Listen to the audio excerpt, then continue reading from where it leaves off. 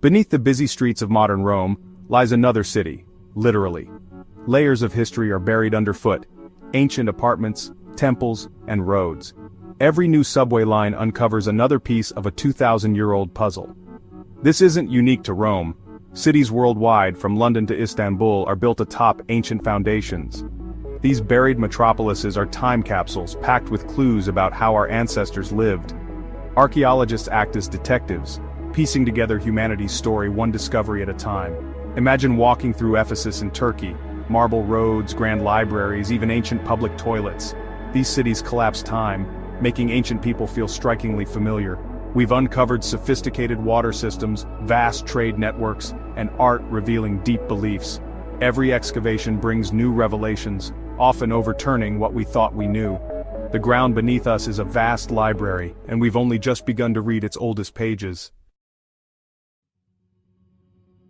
Travel back 9,000 years to Çatalhöyük in modern Turkey, one of the world's first urban settlements. No streets or alleys here, just a honeycomb of mud brick houses, accessed by climbing onto rooftops and descending through ceilings.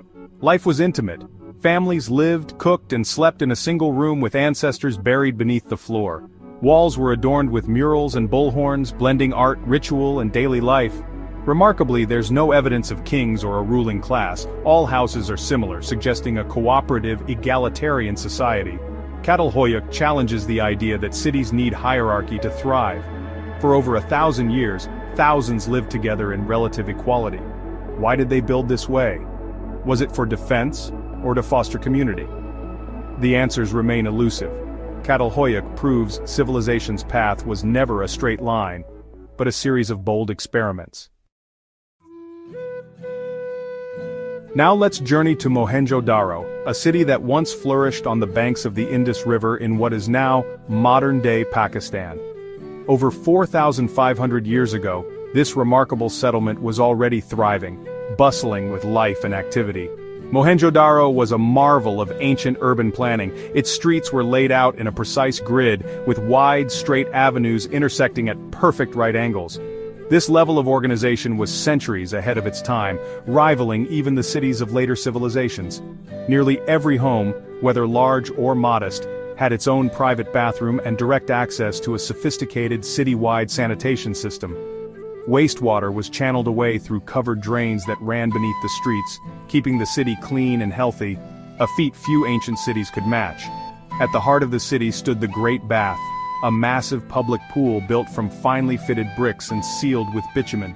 This impressive structure hints at the importance of ritual, cleanliness, and community gatherings in Indus Valley life. The overall organization and planning of Mohenjo-Daro was truly unmatched in the ancient world, setting a standard for urban design that would not be seen again for millennia. Yet many mysteries remain. The Indus script, found on seals and pottery, is still undeciphered, leaving us in the dark about their language and stories. Strikingly, there's no evidence of grand palaces, temples, or powerful kings. Unlike other ancient civilizations, the society appears peaceful and remarkably orderly, with little sign of warfare or social unrest. But how they governed themselves, and who made the decisions, remains a puzzle that continues to intrigue historians and archaeologists. Around 1900 BCE, this great civilization began to fade away. The reasons are still debated, but most evidence points to environmental changes, rather than invasion or conflict, as the likely cause. The shifting course of the Indus River, or perhaps a changing climate that brought droughts and floods, may have forced the people to abandon their once great city. Today, Mohenjo-Daro stands as a testament to a brilliant, resilient civilization, one that mastered city planning and sanitation long before most of the world even dreamed of such things. Its story reminds us that even the best-planned cities are ultimately at the mercy of nature's unpredictable forces, and that the mysteries of the Indus Valley still have much to teach us.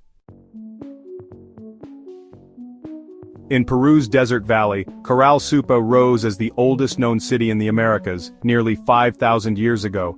Its monumental pyramids and plazas predate pottery and warfare in the region.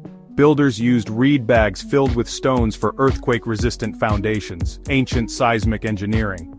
Corral was a religious and commercial hub, with sunken plazas for ceremonies and evidence of peaceful trade. The city thrived on commerce, Cotton grown with river irrigation was traded for coastal fish, sustaining its population. This interdependent economy shows cities can flourish through cooperation, not just agriculture. Eventually, drought and climate change led to Corral's abandonment. For centuries, its pyramids were mistaken for hills, secrets buried under sand. Rediscovery has rewritten the story of civilization in the Americas. Corral proves greatness can be achieved through peace, trade, and harmony with the environment. Pompeii, nestled in the fertile shadow of Mount Vesuvius, wasn't simply lost to history, it was frozen in a single tragic moment by the catastrophic eruption of 79 AD. In just hours, a thriving Roman city was buried beneath a suffocating blanket of ash and pumice, its people caught unaware by the fury of nature. Volcanic ash preserved the city in stunning, almost eerie detail, offering us a vivid and intimate snapshot of Roman life as it was nearly 2,000 years ago. The ash acted as a time capsule, sealing away homes, streets, and even the smallest details of daily existence. Today you can walk the ancient streets and see the deep ruts carved by chariot wheels, evidence of bustling traffic and commerce that once filled these roads. Step into bakeries where loaves of bread, still preserved in their ovens, tell stories of ordinary mornings interrupted by disaster. On the walls, graffiti and inscriptions reveal the humor, hopes, and even rivalries of Pompeii's citizens, making their voices echo across centuries. Homes, workshops, and lush gardens remain as they were, revealing the full spectrum of society, from wealthy merchants to humble laborers, and the spaces where families gathered and worked. Most haunting of all are the plaster casts of victims, their final moments captured in heartbreaking detail, reminding us of the human cost of this disaster. Through these ruins, Pompeii teaches us more about daily Roman life than almost any other archaeological site. Archaeologists and visitors alike uncover new stories with every discovery. We see their dining habits, religious rituals, and even their jokes and gossip, all preserved in murals, shrines, and scribbled notes. Pompeii is a city of everyday people, not just emperors or elites, but bakers, merchants, and children, real lives frozen in time. The tragedy is sobering, a stark reminder of nature's power, but the preservation is a priceless gift to history and humanity. Pompeii's legacy is a deeply human look into the ancient world, allowing us to connect with people long gone. Its story reminds us how quickly life can change, and how much we can learn from what remains, preserved beneath the ashes for future generations to discover. In central Mexico, Teotihuacan rises, a city of monumental scale and mystery. At its peak, over 100,000 people lived here, dwarfed by the pyramids of the sun and moon. The city's grid is aligned for astronomical reasons, and a diverted river runs through its heart. Apartment compounds housed artisans, priests, and farmers, decorated with vibrant murals. Yet, we don't know who built Teotihuacan, what language they spoke, or what they called their city. No royal portraits or kingly tombs, perhaps it was ruled by a council, not a monarch. Around 550 AD, the city collapsed. Key buildings burned, likely from internal strife. The population dwindled, and Teotihuacan was abandoned. Its influence shaped later civilizations who revered its ruins as sacred. Teotihuacan remains a silent monument to a powerful, enigmatic empire. Deep in Cambodia's jungle lies Angkor Wat. More than just a temple, it was once the beating heart of the vast Khmer Empire, a civilization that flourished for centuries. Hidden by thick forests and time, Angkor was a city of wonder, its scale and ambition unmatched in Southeast Asia. Only recently, with the help of LiDAR technology, have scientists uncovered the true extent of Angkor, a sprawling metropolis as large as Paris concealed beneath the jungle canopy. What appeared to be empty forest was actually a network of roads, homes, and temples lost for centuries.